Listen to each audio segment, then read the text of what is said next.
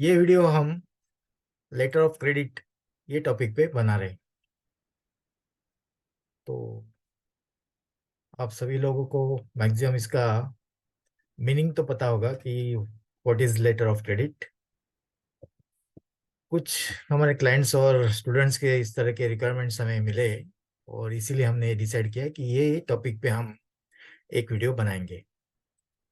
तो दोस्तों, क्या है लेटर ऑफ क्रेडिट, कौन इशू करता है, इम्पोर्टेंस क्या है इसका, क्या बेनिफिट्स है और एक्सपोर्ट इंपोर्ट ट्रेड में इसका सिग्निफिकेंस क्या है। तो ये सारी बातें हम इस वीडियो में डिस्कस करेंगे।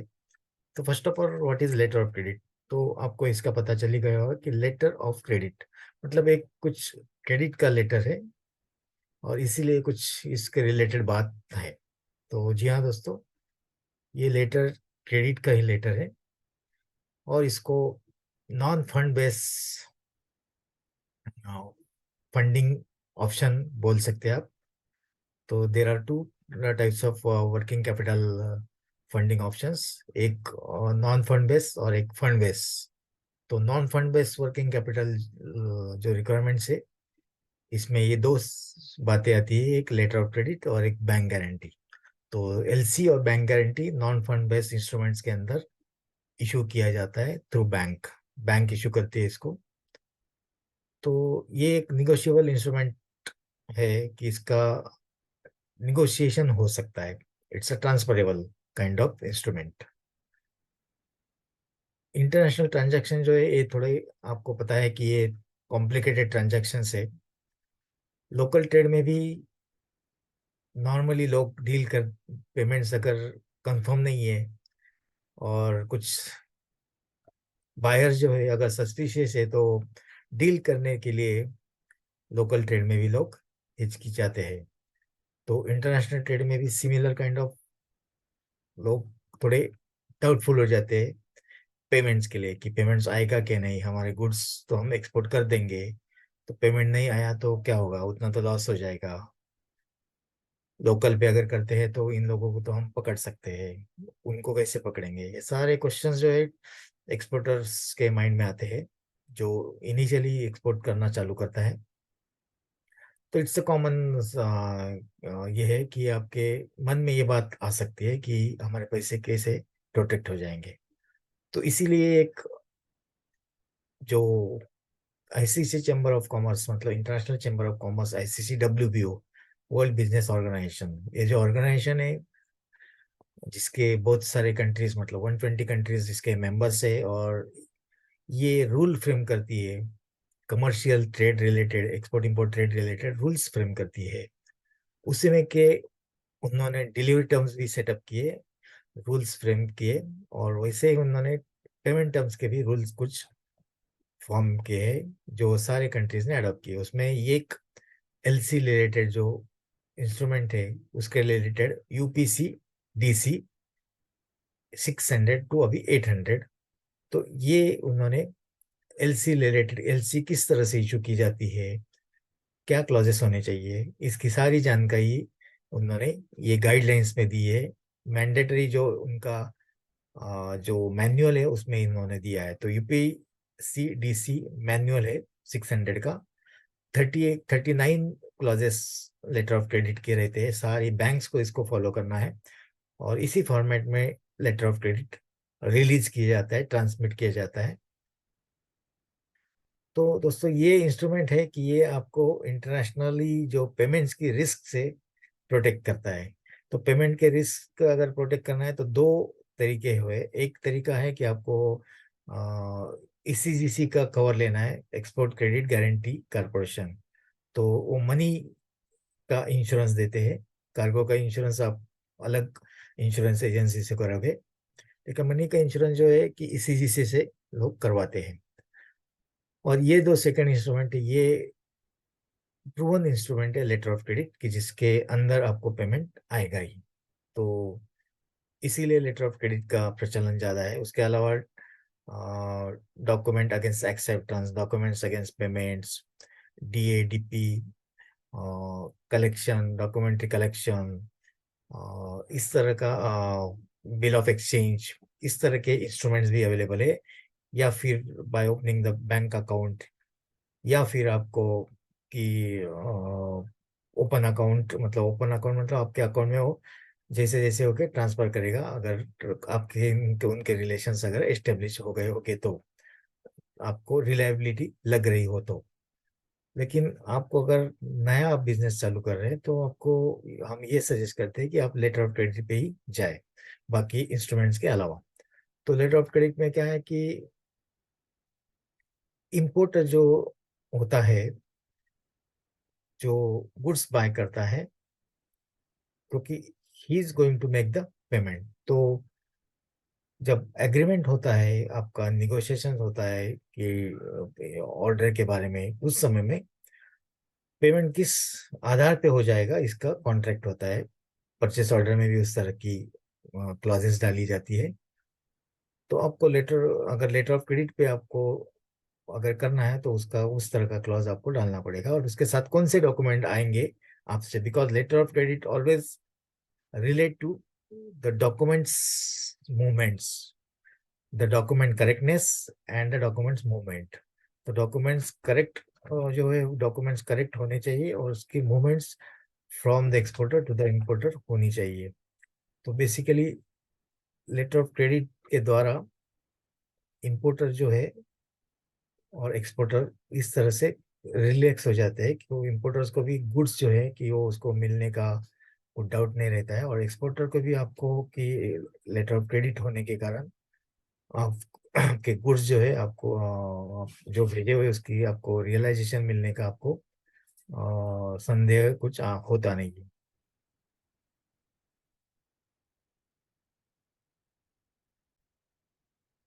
तो ये टोटल लेटर ऑफ क्रेडिट के प्रोसेस में पेमेंट की जो गारंटी लेती है वो जो इम्पोर्टर्स की बैंक है, बायर की बैंक जो है वो पेमेंट्स की गारंटी लेती है और इसीलिए लेटर ऑफ क्रेडिट इशू करवाती है। So it's an unconditional order to pay the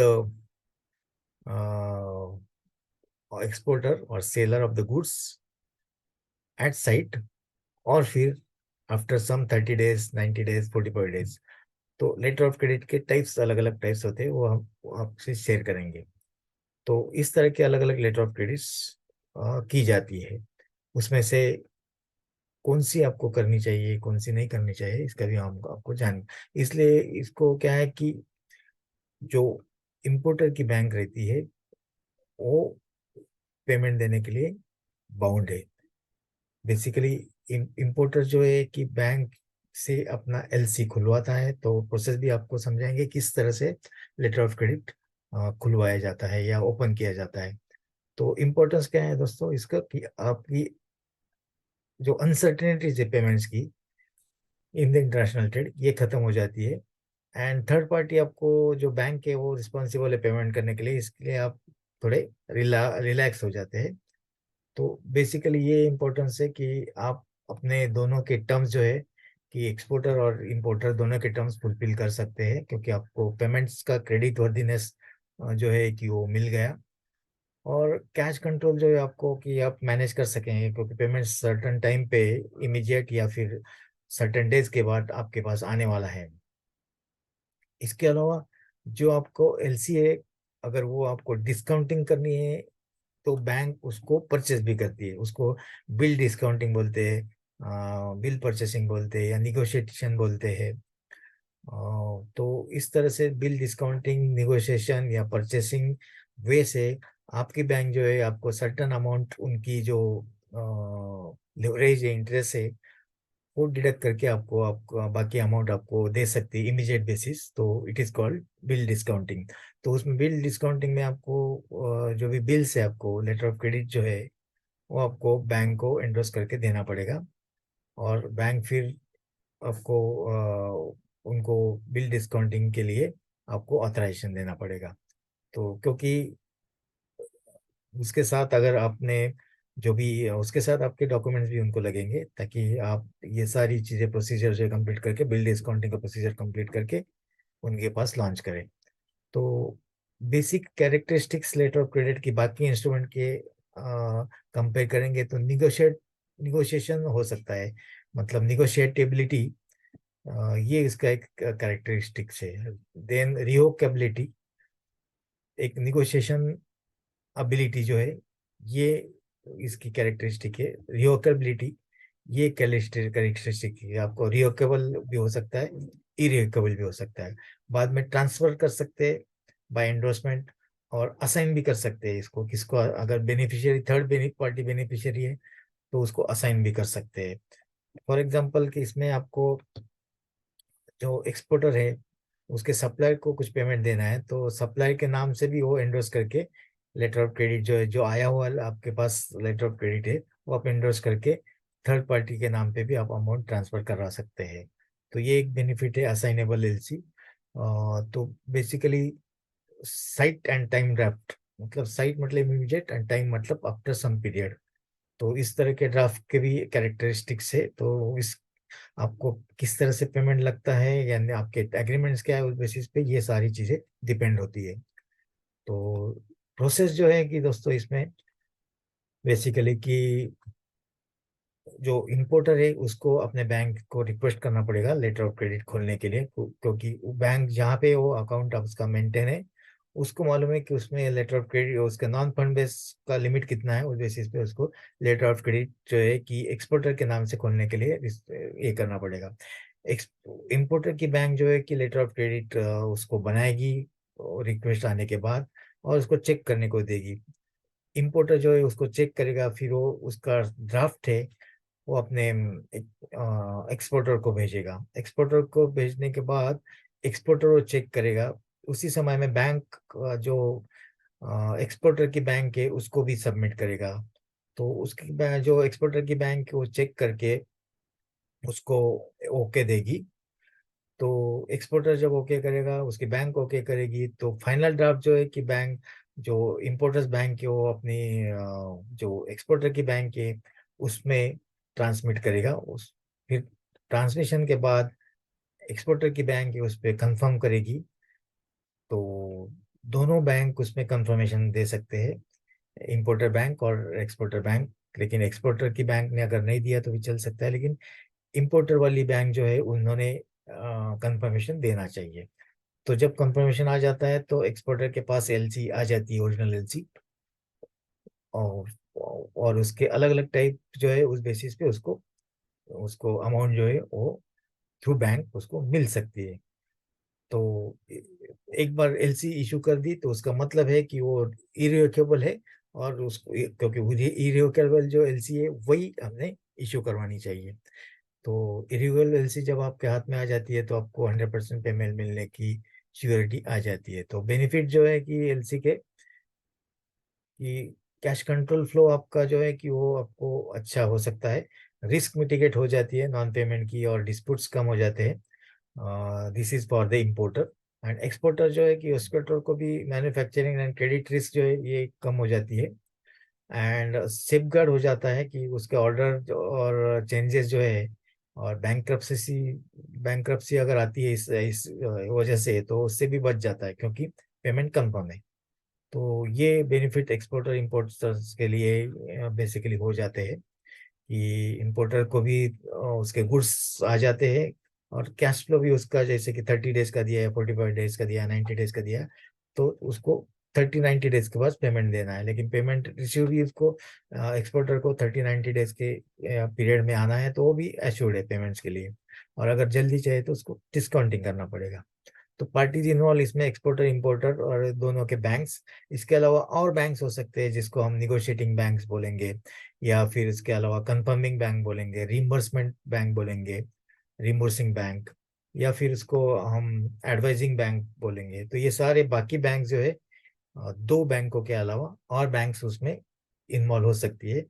अगर उसमें थर्ड पार्टी पेमेंट्स इन्वॉल्व हो जाए, तो थर्ड पार्टी पेमेंट जब जब इन्वॉल्व हो जाए तो उसमें ये सारी बैंक्स बाकी की बैंक से जो इन दोनों बैंकों से अलग है, एडवाइजिंग बैंक, कंफर्मिंग बैंक, और देन निगोशिएटिंग बैंक, और उसके अलावा जो हमने वर्ड यूज किया कि रिम्बर्समेंट बैंक, तो ये सारी बैंक्स और बैंक्स इन्वॉल्व हो जाती है apart from the original banks of the exporter and importer. तो इसमें इस जब एलसी इशू करते हैं तो उसको कुछ फीस लगती है, और जो एलसी इशू करता है उसको फीस, जो मतलब इम्पोर्टर, उसको फीस अपने अकाउंट पे बियर करना पड़ता है। तो ये एलसी जो इशू करते हैं इसके अलग अलग टाइप्स रहते हैं। तो अलग अलग टाइप्स मतलब revocable letter of credit and irrevocable. मतलब रिवोक करना मतलब क्या, कि जब इंपोर्टर ने इशू किया है लेटर ऑफ क्रेडिट, तो वो कभी भी उसको कैंसिल करवा सकता है, तो ऐसी रिस्क हो जाती है रिवोकेबल। इसीलिए ई रिवोकेबल लेटर ऑफ क्रेडिट हमें लेना चाहिए, कि जो कभी भी एक बार उन्होंने इशू किया तो वो कभी कैंसिल नहीं हो सकेगी। इस तरह का लेटर ऑफ क्रेडिट लेना चाहिए। बाद में कंफर्म एलसी, मतलब कंफर्म मतलब इंपोर्टर के बैंक्स ने उसमें कंफर्मेशन डाला है कि अगर ये अमाउंट जो इंपोर्टर है वो नहीं देता तो हम उसके लिए रिस्पॉन्सिबल है कि आपको पेमेंट करने के लिए। तो दैट इज कॉल्ड कंफर्मेशन। उसके बाद अनकंफर्म लेटर ऑफ क्रेडिट। तो unconfirm letter of credit generally हम लेने का नहीं। इन केस की ये लेते हैं तो उसमें कंफर्मेशन नहीं है बैंक का, तो लेकिन इट्स अ सेफ इंस्ट्रूमेंट। अनकंफर्म भी है तो भी वो स्टैम्प इंस्ट्रूमेंट है। लेकिन आपको जो लेना है इरिवोकेबल कंफर्म एलसी लेना है। तो एलसी एट साइट, तो letter of credit at sight मतलब क्या है कि इमीडिएट आपको जो भी 10 तक का आपको एडवांस मिला है समझो, तो 90% पेमेंट जो आपको एट साइट मिलने वाला है, उसका मीनिंग ये हो जाता है एट साइट। यूजन एलसी, यूजन एलसी मतलब क्या है कि टाइम एलसी, कि 30 डेज के बाद आपको फर्स्ट एडवांस आपको समझो इम्पोर्टर ने 10 तक का दे दिया, और फिर 90% जो है कि वो बोल रहा है कि आपको 30 डेज के अंदर या 45 डेज के एंड होने के बाद या 90 डेज के एंड होने के बाद देगा। तो उस तरह के जो एलसीज रहते हैं टाइम बाउंड, तो उसे यूजन एलसी बोलते हैं। डिफर्ड पेमेंट, तो डिफर्ड पेमेंट मतलब क्या है कि आपका 10 तक का मिला और बाकी का डिफर किया उसने सर्टन डेज तक, तो it is as good as called usance LC. तो बैक टू बैक एलसी मतलब क्या है कि उसने इस तरह की लेटर ऑफ क्रेडिट दी है कि आपको अपने जो सप्लायर है उनको आप एंडोर्स करके बैक टू बैक ओएलसी दे सकते हैं। जैसे आपकी अमाउंट आ रही कि 50 लैक्स, तो 50 लैक्स जो है कि आपको बैक टू बैक एलसी अगर आपको मिल जाती है, तो बैक टू बैक एलसी आपको एंडोर्स करके उसमें का कुछ पार्ट जो है आपको, वो आपको सप्लायर को आप ट्रांसफर करा सकते हैं। That is called back to back LC. तो या फिर आपको बैक टू बैक मतलब टोटल अमाउंट जो अगर अगर आप उनको ट्रांसफर के लिए एलिजिबल कर सकते हैं। Then transferable letter of credit. तो ट्रांसफर लेटर ऑफ क्रेडिट में क्या है कि आपकी जो 50 लैक्स अगर आपसे लेना है, तो same amount can be transferred to to the suppliers. तो सप्लायर को आप वो एंडोर्स करके वो एलसी आप उसको ट्रांसफर करा सकते हैं। तो that is called transferable LC. Untransferable letter of credit जो ट्रांसफर नहीं हो सकता, standby letter of credit, इस तरह की एक लेटर ऑफ क्रेडिट होती है, लेकिन ये ज्यादा यूज में नहीं है। तो नॉर्मली जो यूज में है रिवॉल्विंग लेटर ऑफ क्रेडिट। तो रिवॉल्विंग लेटर ऑफ क्रेडिट के मतलब क्या है कि आपने नॉर्मली कि 3 मंथ्स के लिए एक 3 करोड़ का एलसी खोला, और वही आपका जिससे बिजनेस है वो रिक्यूरिंग बिजनेस है। मतलब क्या है, कंटिन्यू आपका 3 साल से 4 साल से चल रहा है, और सेम गुड्स आप इंपोर्ट कर रहे हैं, और उसके बाद जो है कि यस सेम गुड्स आप एक्सपोर्ट कर रहे हैं, इंपोर्टर भी आपसे ले रहा है बार बार। तो वो क्या करेगा कि रिवॉल्विंग लेटर ऑफ क्रेडिट निकालेगा। मतलब क्या है कि 3 मंथ्स के लिए जितना भी वो गुड्स का इंपोर्ट करता होगा वैल्यू, उतनी वैल्यू का वो अमाउंट का या उससे 10% ज्यादा आपको लेटर ऑफ क्रेडिट देगा, और वो वही रिवॉल्विंग लेटर ऑफ क्रेडिट देगा। जब आप 3 महीना के अंदर जो है कि उतना एक्सपोर्ट कर लेंगे, तो उतनी अमाउंट आपको इलिजिबल हो जाएगी आप उतनी क्रेडिट के लिए। फिर वही लेटर ऑफ क्रेडिट फिर रिवॉल्व करेगा, मतलब फिर उसको एक्टिवेट करेगा अगले क्वार्टर के लिए। तो उसको क्या है कि बार बार लेटर ऑफ क्रेडिट खोलने की आवश्यकता नहीं होगी, और चार्जेस भी उसको जो ओपनिंग के लिए चार्जेस लगते वो ज्यादा चार्जेस इसमें रिवॉल्विंग में नहीं लगेंगे। तो that is called revolving letter of credit. मतलब आप वही 3 CR 4 बार आपको 4 क्वार्टर में आप रिवॉल्व कर सकते हो। बाद में रेड क्लॉज एलसी या ग्रीन क्लॉज एलसी, इस तरह के एलसी के क्लॉजेस है, लेकिन that is not actually important. लेकिन मेन जो क्लॉज टाइप्स है ये हमने आपको बताया, साइट एलसी एंड आपको टाइम या usance LC, revolving letter of credit, transferable letter of credit, assignable letter of credit जो असाइन कर सकते हैं आप, उसके बाद irrevocable and revocable and irrevocable letter of credit, confirm letter of credit, ये नॉर्मली लेटर ऑफ क्रेडिट के अलग अलग टाइप्स है। तो इस तरह का लेटर ऑफ क्रेडिट जो है कि इंपोर्टर जो भी एक्सपोर्टर के नाम पे खोल सकता है, और इंटरनेशनल ट्रांजैक्शंस में एक्सपोर्टर जो है और इंपोर्टर जो है अपने गुड्स और पेमेंट्स की रिस्क कम कर सकता है। तो दोस्तों ये हुई अपनी लेटर ऑफ क्रेडिट की सारी बातें। कुछ लोगों का बैंक गारंटी पे भी कुछ वीडियो बनाने के लिए रिक्वेस्ट आया है हमें, तो हम उस पे भी कुछ वीडियोस उसमें बनाएंगे। तो ये हो गई है दोस्तों कि लेटर ऑफ क्रेडिट की सारी बातें। वीडियो अगर आपको अच्छा लगा तो आप हमें यूट्यूब चैनल को जाके सब्सक्राइब कर सकते हैं और बेल आइकॉन भी प्रेस कीजिए, ताकि इसके बाद जो भी वीडियोस आपके पास पहुंचेंगे उसके ऑटोमेटिक नोटिफिकेशंस आपको आते जाएंगे।